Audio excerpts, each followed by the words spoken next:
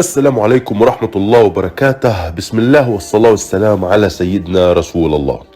إن شاء الله اليوم سنتكلم عن علاج 15 مرض من خلال وصفة بسيطة وسهلة التحضير جدا.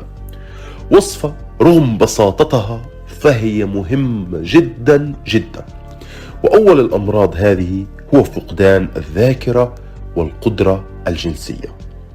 علاج فقدان الذاكرة والقدرة الجنسية. تخيل علاج الذاكرة بين أيدينا، علاج الضعف الجنسي وحجم القضيب بين أيدينا. وسوف أخبركم قصة واقعية حصلت بالفعل، وكيف تمكن رجل بعلاج أكثر من 15 مرض من خلال هذه الوصفة العجيبة، وما هي مكوناتها الموجودة في كل بيت. هذه مركبات موجودة بكل بيت ونحن لا نعرف عن وجودها وأهميتها وطريقة تحضيرها. هذه وصفة مستخدمة في تحقيق نتائج سريعة، وعلى رأسهم العسل مع جذور نباتات خاصة جدا، متوفرة بكل منزل وتعالج كل مرض معين، وأخبركم عنه بأمر الله تعالى. دعوني أحكي لكم القصة وبسرعة. كان هناك رجل يبلغ من العمر 64 سنة، كان يعاني من فقدان للذاكرة والنسيان، وحتى كان عنده بلبلة. كذلك كان يعاني من ضعف جنسي قوي، كان عنده انكماش أيضا بحجم العضو الذكري، طبعا بحكم السن والتقدم مع العمر. ولكن هذا الشيء كان يؤثر على حياته الزوجية. تقول لي 64 سنة وحياة زوجية. هذا الرجل كانت زوجته لا زالت تصغره ب30 سنة تقريبا، يعني عمرها 34. كان يتزوج واحدة شابة، وكانت لا زالت ترغب بالجماع وتقريبا بشكل يومي، كانت أيضا شبقة. ولأنه لم يتمكن من إشباعها كان يشعر بالإحباط الشديد، وذهب للعديد من الأطباء وحاولوا بشتى العلاجات المختلفة بمساعدته، من أدوية لتحسين الذاكرة، منشطات جنسية لتحسين القدرة الجنسية، مضخات لتحسين حجم القضيب، لكنه لم يتمكن من علاج مشكلته، بل كانت للأسف تزداد سوءا مع تقدمه بالعمر ومع الوقت. ولم يستفد من استشارة هذه الأطباء، حتى وصل لأحد الأيام لطبيب واحد أخبره أن الحل عنده، والحل بسيط، وأن مشكلته هي ارتفاع في نسبة الكورتيزول والسموم بالكبد، والذي أضعفه جنسيا وجعل جهازه المناعي يهاجم جسمه وجهازه العصبي، ويتسبب بهذه الالتهابات، وكذلك يتسبب بفقدان الذاكرة والشيخوخة المتقدمة. وقام هذا الطبيب بنصيحته أن يشرب مغلي الزنجبيل. مغلي الزنجبيل. وكان الوصفة جدا بسيطة، وسأشرحها لكم بالتفصيل، يعني جدا سهل أن تعملها ولا تتطلب الكثير من الوقت، تماما كصنع الشاي تقريبا. وسأعلمكم كيف تستخدمونها بالضبط. المهم، أخبره الطبيب أن يشرب هذا المنقوع يوميا قبل النوم. المهم، الرجل لم يكن له حل آخر، واستخدم الوصفة هذه وبدأ بتكرارها وتنفيذها يوم واثنين وثلاثة 10 لمدة شهر.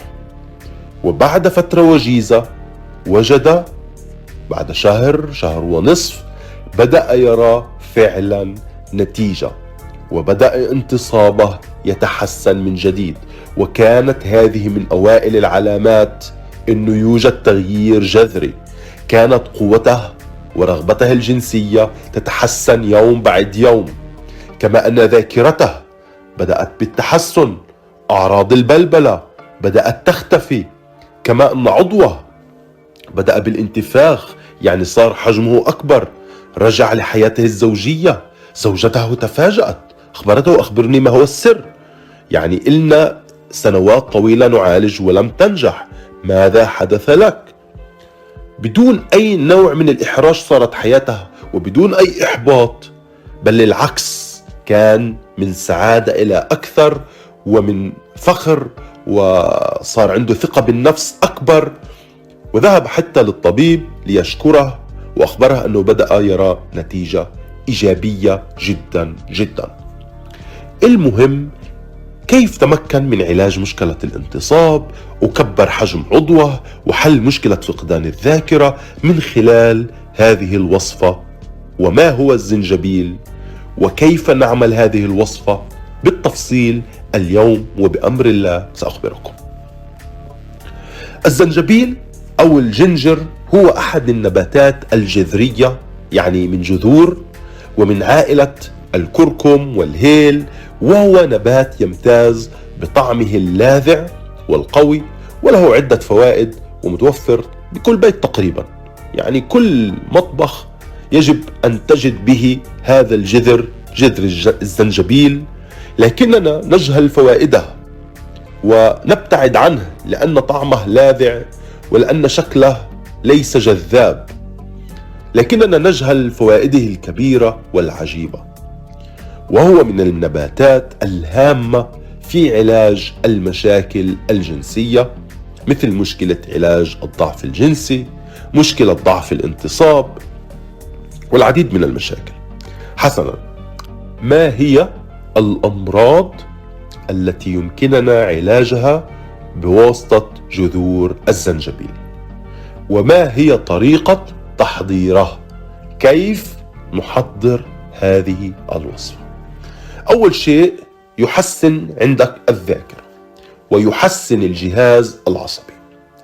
ثانيا يعمل على تخفيض نسبة الكورتيزول، وهو ما يساعد بزيادة التستوستيرون وهو هرمون الذكورة، يعني يقوي ويحسن القدرة الجنسية ويعالج العجز الجنسي ويكبر حجم العضو الذكري.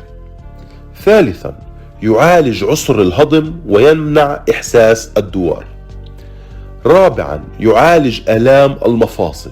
خامسا يخفف عسر الهضم. سادسا يخفف من مستويات الكوليسترول. سابعا يعالج الصداع. 8 يتخلص من مشاكل القولون. 9 يحسن الرغبة الجنسية ويعالج البرود الجنسي عند الذكور وعند الإناث. 10 يعالج نزلات البرد وآلام الحلق والقحة. 11 يعالج الإنفلونزا والفيروسات. 12 يساعد على التخلص من مشكلة ضعف الانتصاب وينشط الدورة الدموية ويعمل على توصيل الدم للأعضاء التناسلية ويقوي عدد الحيوانات المنوية وغيرها، والمزيد من الأمور التي تتعلق بالفيروسات والنشاط الجنسي. قبل أن أشرح لكم طريقة تحضير مشروب الزنجبيل، العديد يسألونني عن كبسولات وعلاجات طبية وطبيعية، لأنهم لا يمكنهم دائما استخدام هذه الوصفات أو تحضيرها، ويرغبون بعلاج جاهز وسهل الاستخدام له تأثير قوي وفعال. إني أنصحكم وبأقوى علاج لتكبير حجم القضيب طولا وسمكا، مقوي للانتصاب ويعالج ويجدد الشباب، وهو علاج يو هيربا. وإليكم موقع هذا العلاج لو رغبتم بالمزيد من التفاصيل أو إذا رغبتم بالحصول عليه. ما يميزه أنه يحسن التستوستيرون ويتخلص من الكورتيزول ويحسن جميع وظائف الجسم ويمنع الشيخوخة ويحسن الذاكرة، وهو منتج رائع وفعلا أنصح به. لا تنسوا أن تنضموا لقناتنا وتفعلوا جرس التنبيهات وتتصلوا بنا عبر الواتساب لأي استفسار. والآن دعونا نتكلم عن الوصفة، وهي كالتالي: نقوم بغلي الماء، ثم نقوم بصب الماء المغلي في كأس ونضع به ملعقة من مسحوق الزنجبيل. نغلي الماء ونضعه بكأس مع ملعقة من مسحوق الزنجبيل. نترك المشروب لمدة 10 دقائق. بهذه 10 دقائق نغلق الكأس بصحن، يعني لنمنع أن يطلع البخار أو الأروما لهذا الزنجبيل. بعد 10 دقائق نزيد 1 جرام من القرفة. بعد أن نضع القرفة يجب أن ننتظر أن يبرد قليلا، وأخيرا نضيف العسل، ملعقة من عسل الملكات على هذا المشروب، وننصح أن تتناوله يوميا على الأقل مرة واحدة، ويكون قبل النوم. ولكن لو كنت تعاني من مشاكل قوية وترغب بالعلاج، الأفضل وأنصح بأن تشربه 2 مرات صباحا ومساء لتحسين وتقوية النتائج. يعني ننصح بتناوله يوميا وعلى الأقل مرة واحدة قبل النوم. ولو تعاني من مشاكل قوية حتى أنصحك بأن تشربه 2 مرات صباحا ومساء، ويكون بعد الطعام، وهكذا تقوي النتائج بعد أكثر. ولكل شخص يصعب عليه تحضير أو استخدام المشروب، بكل بساطة أنصحك بكبسولات يوهيربا، وهي كبسولات لها نفس الفعالية بل مركزة بشكل أكبر وبكمية علاجية وامتصاص أفضل. لحد هنا أتمنى مشاركتك الفيديو على أوسع نطاق حتى تنشر الفائدة وغيرك يستفيد. ولو هذه أول مرة معنا أتمنى منك المشاركة بالقناة، وما تنساش تفعل زر الجرس وضغط زر اللايك. أي استفسار راسلوني عبر الواتساب أو الإيميل، وادخلوا موقع علاج لتحسين وعلاج حياتك الزوجية. هذا هو بخصوص موضوع اليوم. دمتم سالمين وواثقين من أنفسكم. هلا بداية أنا بدي أشكر الدكتور يوسف حبيب القلب ومركز علاج إكسترا موكونا. أريد أن أشكر بالبداية الدكتور يوسف ومركز العلاج. أنا بدي أتشكر الدكتور يوسف وبتشكر مركز علاج اللي قلبوا لي حياتي وغيروا لي إياها للأفضل. بادئ ذي بدء، أود أن أتقدم بالشكر الجزيل والامتنان العميق للدكتور يوسف ولمركز علاج على هذا الاختراع الرائع. نشكر مركز علاج للرجولة، وكمان نشكر الدكتور يوسف الذي هو الأساس والمسبب في هذا الشيء. بدي أشكر مركز علاج خاصة الدكتور يوسف، وأشجع الجميع على استخدام هذا العلاج، الجميع والله لقد تغيرت حياتي كلها. أود أن أشكر أولا مركز علاج وخاصة الدكتور يوسف. بداية أشكر الدكتور يوسف ومركز العلاج.